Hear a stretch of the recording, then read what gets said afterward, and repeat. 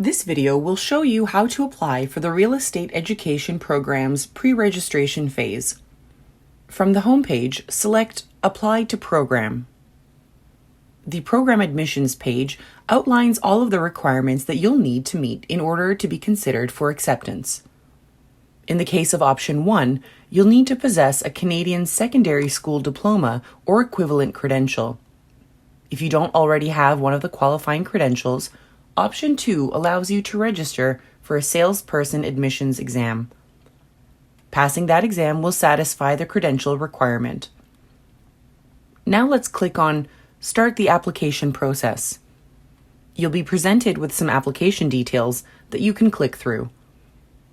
If you previously started the process and received an email with a username and password, then you could log in as a returning user, but for now, we'll go with the new user option. Here, you'll type your email address, then retype it to confirm accuracy. This is where you'll input personal information. We'll start with the name, confirm your email address, add a physical address, and then a phone number. As long as you make it through at least this profile creation area, you'll be emailed a username and password that you can use to come back and finish the application process at a later time, just in case you're not able to complete the whole thing at once. The application itself involves multiple pages. We'll start with the Credential Selection, where you select the actual credential that you possess. Then, there's an area for submitting proof of those credentials in the form of a file upload. We currently accept bitmap, doc, docx, and JPEG and PDF files as long as they don't exceed 10 megabytes. We'll choose the file then to be sure to click Upload. Then there is an acknowledgement of our terms and conditions that you'll need to make.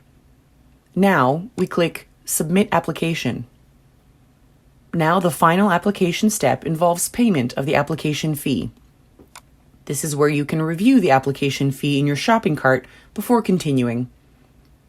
Now you'll review our policy confirmation.